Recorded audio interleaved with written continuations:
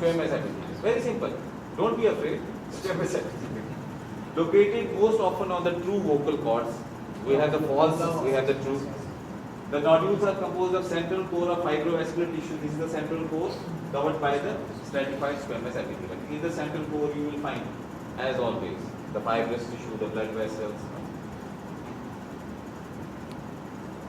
And when you have these papilloma, when a person has these polyps on the vocal cords can come close to each other. These polyps, when you are speaking, it can strike the other vocal cord. So what will happen if it will strike? What else? What else? No, when it is striking, there is a polyp here. Yeah. When you speak, it is striking the other vocal cord. It can cause pain, and it can even get ulcerated because of the friction. You got it? Because the space is like this. No, the space is reduced, so it will be touching the other vocal cord. When it touches, it will get eroded. So there can be ulceration, which can be one of the complications of this. So you can have a small bleed also because of this. Ulceration can cause bleed. If there is a vessel here occurs ulceration here, because it is becoming thin here. So ulceration, vessel will bleed. So it can lead to bleeding also. This is the normal larynx. This is the papilloma here. It is smaller. But there is one more thing which we call as recurrent respiratory papillomatosis, which is RRP. Okay? So you find multiple papillomas. Multiple papillomas. 1, 2, 3. So multiple papillomas are there. Even growing here also. So it is characterized by multiple papillomas in the larynx. Where, in which age group it is found? Very good. So third question can be. So you will be third question. What is the third question? So in which age group it can be found? What can be the etiological agents? What are the etiological agents for this? Human papilloma virus, which is spread by vertical transmission. At what age it regresses? It regresses at puberty. Good. So these are the third questions. You got it? Squamous cell papilloma. Again, showing the same thing. The epithelium is benign squamous epithelium, but it is hyperplastic. It is more layered. So it is hyperplastic. In children, the papilloma of the larynx tend to be multiple and they can recur. Following the resection, and they are associated with HPV 6 and 11. Again, squamous cell papilloma larynx. So this is the papilloma.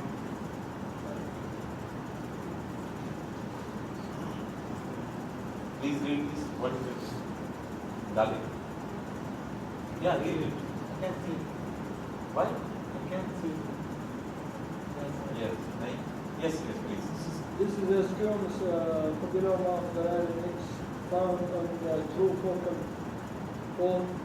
Note the lone projection of squamous epithelium over fibrovascular pores. These uncommon lesions are solitary in adults and may cause some bleeding. May cause some bleeding. So bleeding is one of the complications. This one. These are finger-like structures that project into the air passage above the surrounding mucus mucosa. They are covered by abnormally thick, non-keratinized stratified squamous epithelium. Yes. The epithelial cells are arranged in an orderly pattern, and they do not have the cytologic feature of malignancy. What does it mean basically? When you see a papilloma, you may be confused something. You see maybe this is carcinoma. So you will see what is the arrangement of the cells.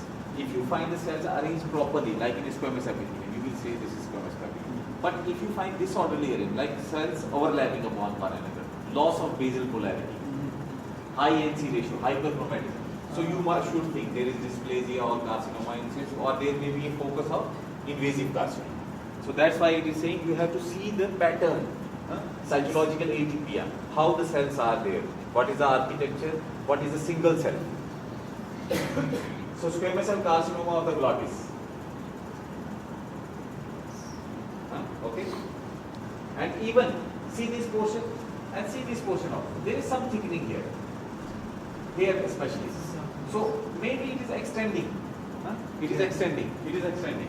So this is the endoscopic photograph showing a white fungating exophytic mass of carcinoma arising from the right vocal true cord. In addition, the right false cord is thickened and swollen, probably due to infiltrating carcinoma. So the person comes to a ENT specialist. He says there is hoarseness of voice, and then he goes for the laryngoscopy. Endoscopic laryngoscope is introduced inside, and he sees this. He is seeing this actually. This is the picture taken from the endoscope. He sees this. So what is the first impression? Because of the appearance. It's not a normal appearance. Huh? It is already irregular, huh? Isn't it? Irregular, as if infiltrating into the surrounding structures. From this appearance, he can say this might be the carcinoma. What he will do if he sees this? What he should do? Remove it. Remove it. Person is coming to you in the OPD. You are introducing laryngoscope and you will remove it. No, I mean if it's confirmed it's carcinoma, خلاص يعني. What? Khalas. So I will say to him, Khalas. No, You are not to the going to go home. to the patient you will do. Yes. What he will do on spot? 1, 2, 3. What he should do? If you are a doctor, what you will do? You have introduced the endoscope. You are seeing this. What you will do? See the marker maybe to confirm. Marker on that very spot. How? Marker is on the slide. Take biopsy. Good. So you will take the biopsy. You are seeing a region through the endoscope. You will take the biopsy because this is carcinoma, but you cannot proceed. You are not sure. It can be something else also. Some fungal infection also. Sometimes, maybe. Huh? So some infections can cause this sort of. It is very, very rare, but they can be. So, and to save your skin, tomorrow you do everything, and ultimately it doesn't returns out to be a carcinoma. So you will land in jail. Yeah. You got it? Yes, yes. Save your skin, you will send it to the pathologist. So whatever happens to the pathologist. The pathologist has given the report, alas, we have done the surgery on the basis of the pathologist. So if everything happens, it happens to the pathologist.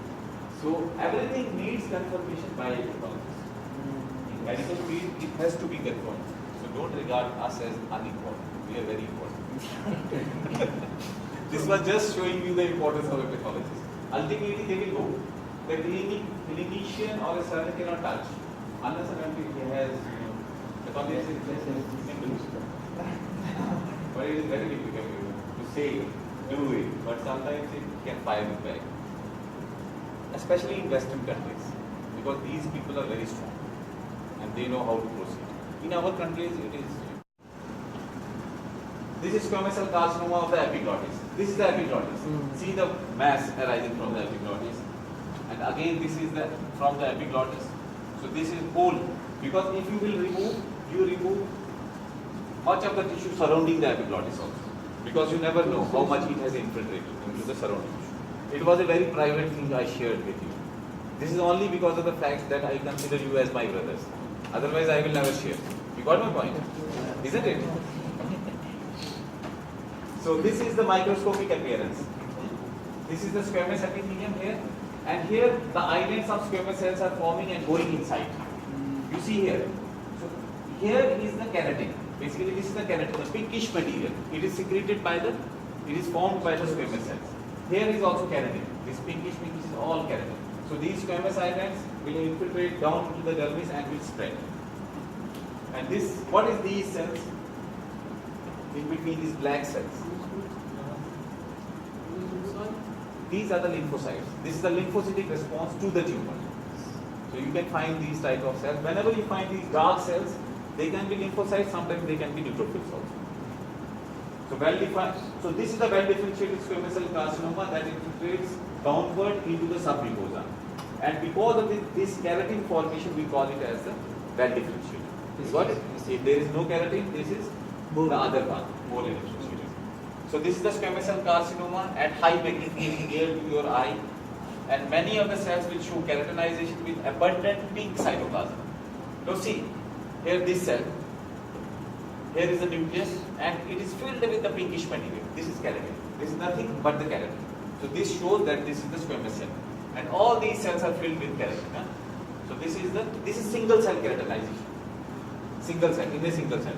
But when you find structures like this, these are the keratin pearl. This is not the peculiar, typical, I do not have the picture, but it is forming the keratin. So in the center you will have the keratin and surrounded by the squamous cell. That is the keratin pearl. So note the prominent cell borders between which can be seen intercellular bridges. Can you see on this?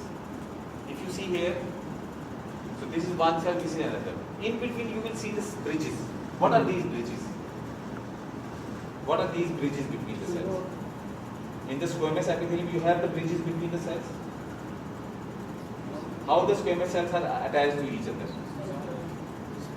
Desmosomes, isn't it? So these are the intercellular junctions. Same in this carcinoma, you will also find these. So you have the intercellular bridges. This is also one of the ways to diagnose this carcinoma. You find the desmosomes or the intercellular bridges. And a mitosis is seen near the center. This is the mitosis. Okay. So this finishes our